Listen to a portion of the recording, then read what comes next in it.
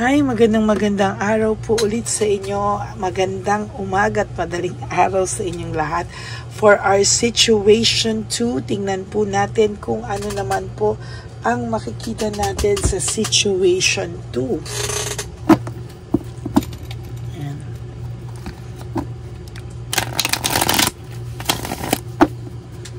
Tingnan po natin ano po ang makikita natin for situation 2.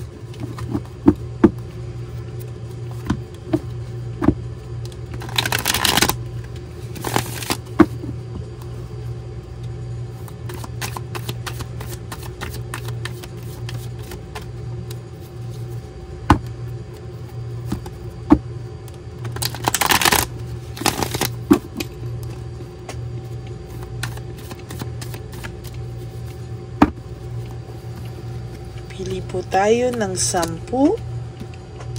Sana po bago kayo pumunta sa situation 2 ngayon ay napanood nyo na po ang ating situation 1, ha? Kasi para po aligned, mas maganda po pag pinanood nyo yung situation 1, 2, 3, ganyan. Okay, 1, 2, 3, 4, 5,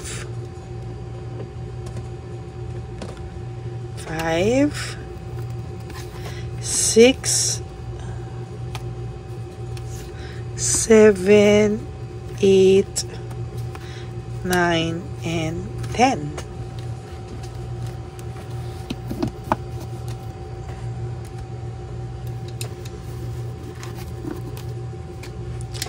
Tapos, pili naman po tayo dito. Balasahin natin mabuti para alam nyo po na hindi ito, na ito ay naibalasang mabuti para sa situation 2.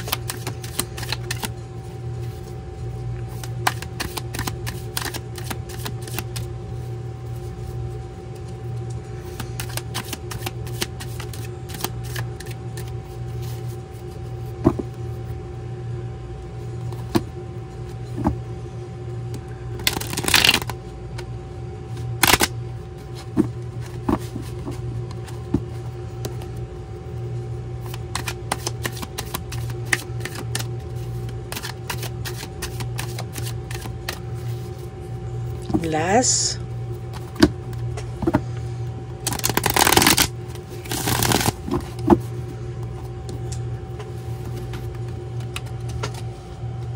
Okay. 1, 2, 3, 4, 5, 6,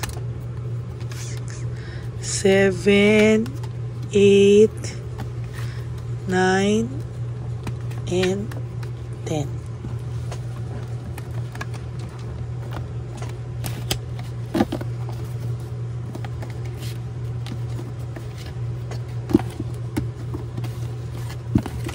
Huwag niyo pong i-skip ito para makuha po natin ang inyong energy.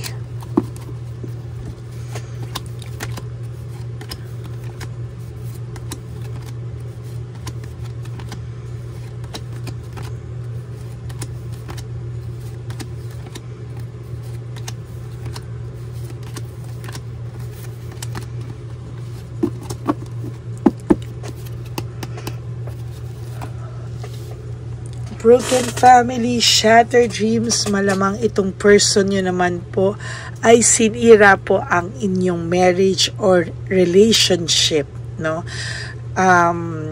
Naging masaklap po yung inyong paghihiwalay. Sa nakikita ko, merong nadamay na pamilya, no? Broken family, parang nadamay po yung mga parti-partido. At talagang meron po akong nakikita dito na somehow medyo naging magulo and may mga barangayan akong nakikita. Ayan, parang medyo naging sobrang rude po, no?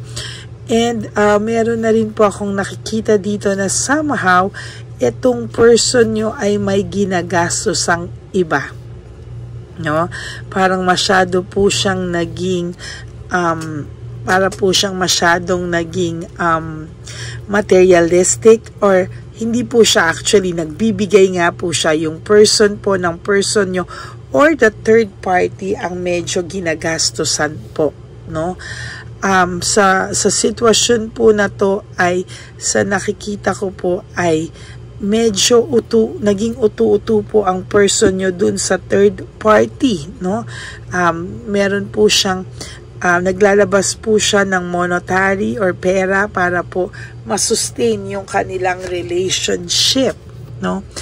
Ito po ay medyo impulsive, no? Hindi po pinag-isipan, bigla na lang po siyang tumalon, bigla na lang po siyang nakaramdam ng nawalan siya ng spark sa'yo. Parang naging masyado po siyang masakit magsalita sa'yo, at talagang sa nakikita ko po dito, hindi niya po kakayanin, hindi niya po kakayanin talaga totally, no? Na hindi makapagsalita ng masakit sa'yo, ikaw ang sisihin, ikaw po talaga ang sinisisi niya just to justify. Oh my God, the Tower, no? Sobrang gulo po ng kanyang buhay ngayon, sobrang gulo niya po talaga ng buhay niya, disaster, distraction, broken pride, shattered dreams, lahat po, no? Mararanasan po ng person nyo ito, no? Kung bakit siya biglang nanahimik ngayon, or bigla ang sakit-sakit pong magsalita nito, kung ano pong masasakit na hindi mo na malunok ang mga sinabi sa'yo, pero ngayon parang naaano ka, anong nangyayari, distracted ito, baka dahil tahimik siya ngayon, hindi siya nagpaparamdam ngayon.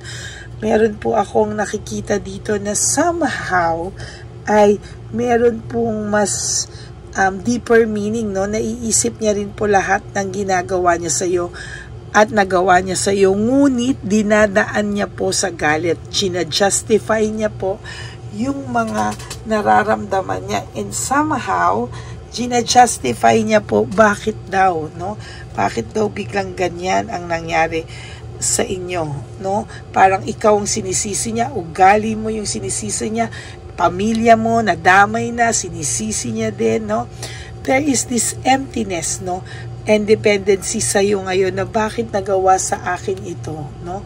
Bakit ang pakiramdam mo, hindi mo akalain na kaya niyang gawin itong mga bagay na to, na somehow para na po siyang naging demonyo sa paningin mo, no?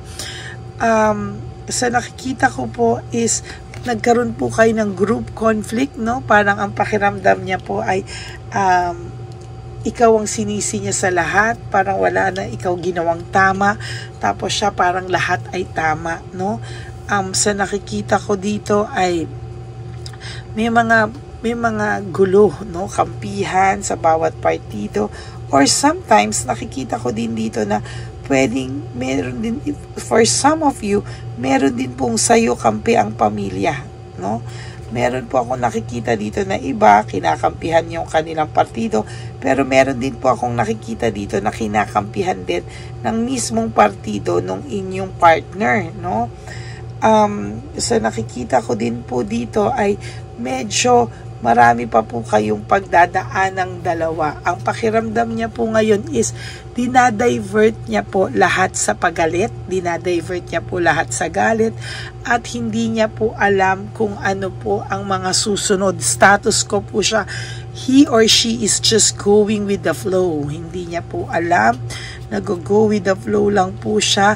Ang dami rin po niyang unresolved issues and emotional baggage. Isa pa po sa issues niya ngayon ay yung too much living beyond means niya, na minsan hindi niya na kaya, ginagastusan niya pa rin po ito just to sustain the relationship, no? Para piliin siya, dahil po sa nakikita ko po dito, yung third party niyo po ay meron din pong person, no? Meron po ako nakikita na meron din po yung inyong person. Yung person nyo po, yung third party nyo, yung third party may person din siya. So medyo magulo, no? Kaya ang daming unresolved issues. Ang talo po talaga dito ay ang person nyo, no? ikaw po ay nadadala masyado sa sitwasyon, ikaw ay nag-focus po sa too much pain mo, nag-i-stock ka din, hindi ka rin po mapalagay, no? I suggest na you focus on yourself po, no? Sobra po yung nakikita ko sa iyo, and parang umiikot po yung iyong buhay sa kanila, weakness and manipulation. Alam po nila paano tirahin yung weakness mo. So sa social media, magpapakita siya, maybe the third party, magpapakita siya ng masaya siya, happy siya, no? Parang magpapakita po siya ng hindi ka kawalan sa person mo. But the truth is, dinadaan po talaga sa too much galit or dinadivert para po hindi din mo mahalata na yung person mo somehow has also naiisip ka rin naman po niya, no? Naiisip ka pa rin po niya, pero now is not the right time para po mag-sorry, or parang kumalma rin po yung person mo somehow. Kumalma na rin po siya kahit papano. Pero sa totoo lang po, sa nakikita ko ngayon, hanggang hindi niya po nakikita na hindi mo na siya hinahabol o hindi mo na siya kailangan sa buhay mo, hindi po yung person mo lalapit sa iyo, no? Parang may naaalala ako dito sa sitwasyon na to, pero sinasabi ko po sa nakikita ko sa inyo, too much po ito, no? Too much confidence yung meron yung person nyo, no? Parang alam niyang hindi mo po siya kayang mawala at all, no? Parang chill lang po siya kasi parang nag-aantay lang naman yan kung gusto ko yan balikan o ayaw ko na, nandyan lang naman siya. So dapat hindi po ganon ang pakiramdam ng person nyo, no? Kasi parang ikaw po ang matatalo dito kapag patuloy mo pong pinakita sa kanya na hindi ka po makamove on nang wala siya. Ayan, no? Material, no? Playfulness, no? Addiction, no? Parang yung addiction na parang hindi po ito yung addict, no? Yung addiction po is parang hanggang nakikita niya na ganyan, maglalaro siya, no? Kasi alam niya na pwede naman siyang maglaro. Why? Kasi pwede siyang maglaro kasi nandyan ka lang anytime na gusto niyang bumalik, nandyan ka lang, no? So hindi po siya nababother at all.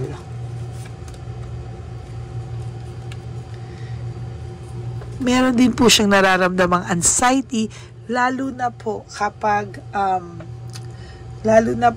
nararamdaman po ng person nyo na nauubusan po siya, parang nawawalan siya ng money, or okay naman po yung trabaho niya pero somehow nagkakaroon din po siya ng mga intriga, no, sa kanilang opisina, or kung saan po siya, naiintriga din po siya ng mga tao, no? Kaya most of the time ina-isolate po niya yung sarili niya sa mga tao because ayaw niya pong mapag-usapan siya. There is this rebellion. The more mo po siyang tinitira or the more mo po siyang hinahabol, pakiramdam niya, the more po siyang magre-rebelde. Hindi mo po makikita talaga kung ano po yung kanyang pakiramdam. Hindi mo po talaga maiintindihan, kung ano po ang mangyayari sa kanya sa mga susunod. Parang lalo ka po nitong lilituhin, lalo po siyang tatahimik, lalo niya pong i-isolate yung sarili niya sa'yo, at lalo po siyang magre-rebelde pag pakiramdam niya po ay hinahabol mo po siya. Yan, no? Hindi niya po makikita lahat ng sakripisyo mo, lalo lang po itong magmamatigas, ha? Tandaan niyo po yan. Lalo po yan magmamatigas kapag ganyan po ang inyong pinapakita, no? Kung akala mo po hindi niya nakikita na hindi mo siya hinahabol, no, nagkakamali ka. Overwhelmed po siya, disorganized, loss of balance. Pakiramdam niya po wala kang balance, disorganized ka sa buhay mo ngayon at overwhelmed ka pa rin because of him or her, no? hindi niya po naiisip yung kawalan mo, hindi niya naiisip yung value mo kasi he or she is too confident, no? Masyado po silang kampante. Hindi po nila alam na pwede ka ding mawala sa kanila at pwede ka rin magkaroon ng sarili mong buhay, no? Ang nakikita po nila is hindi mo kaya na wala sila sa buhay mo. So better ibahin mo po yung tactics mo para po hindi maging ganito, no? There is lack of direction, conflict. Wala pa po akong nakikitang malinaw na direksyon na pwede niyong puntahan. Kung hindi sa ngayon, kailangan mo pong tumahimik, kailangan mo pong mag-refocus.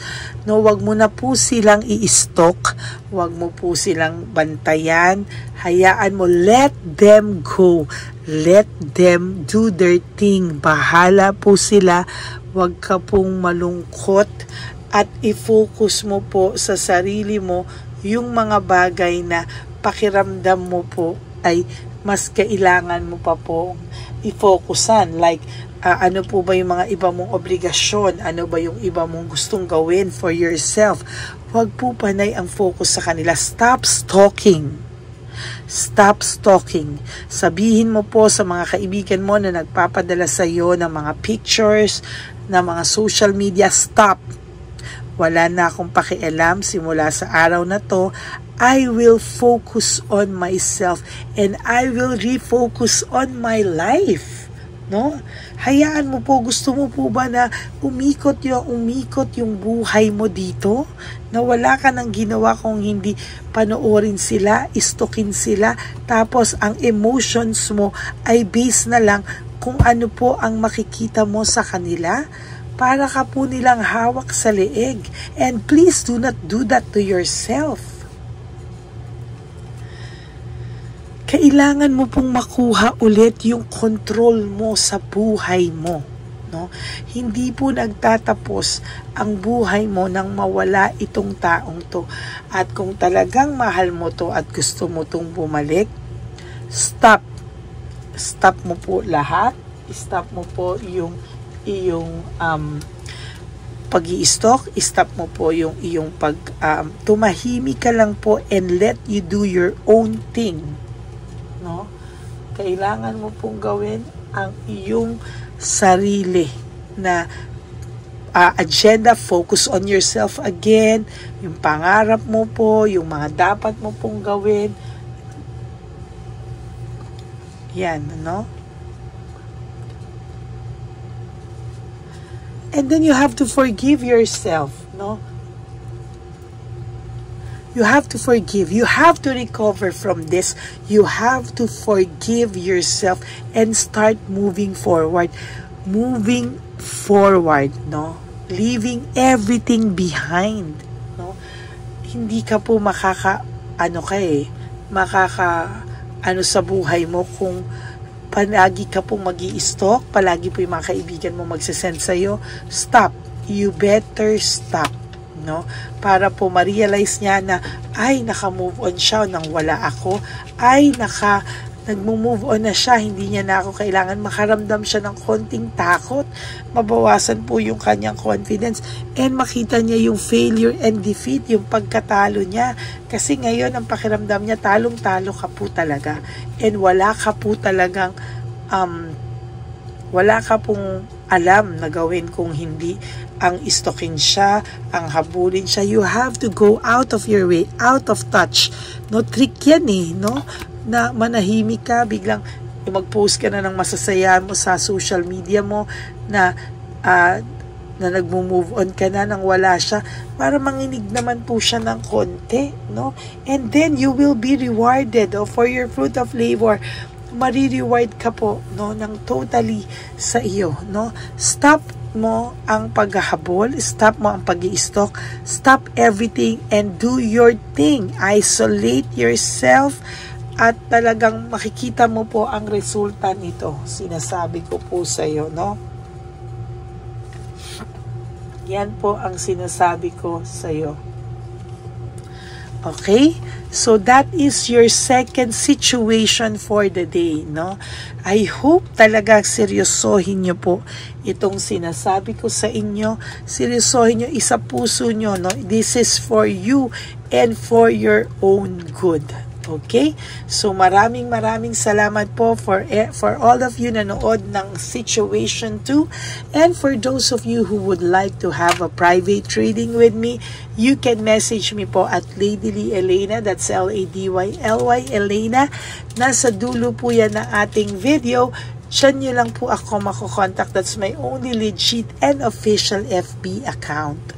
And for those of you po who would like to give me a super thanks for this video, I would really love and be grateful for that. Lalo na po nalalapit na ulit at nag-iipon na tayo para sa ating One Love a Day Christmas edition for our street elderly, for our lolos and lolas sa kalye po. No? Maraming salamat po sa inyong lahat.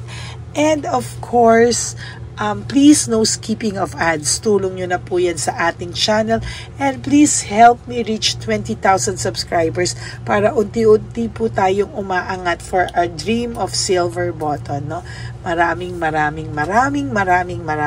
salamat po. God bless you all. No? And I hope na maging masaya po ang araw nyo today. Pasensya na po, no, kung medyo wala po kaming internet, so I have to go out and upload all of this. Kaya madaling araw na po ako nag-video para po maging maayos po ang pag-upload ko ng Situation 1 hanggang ilang situation. Okay, maraming salamat po, and may God bless you all.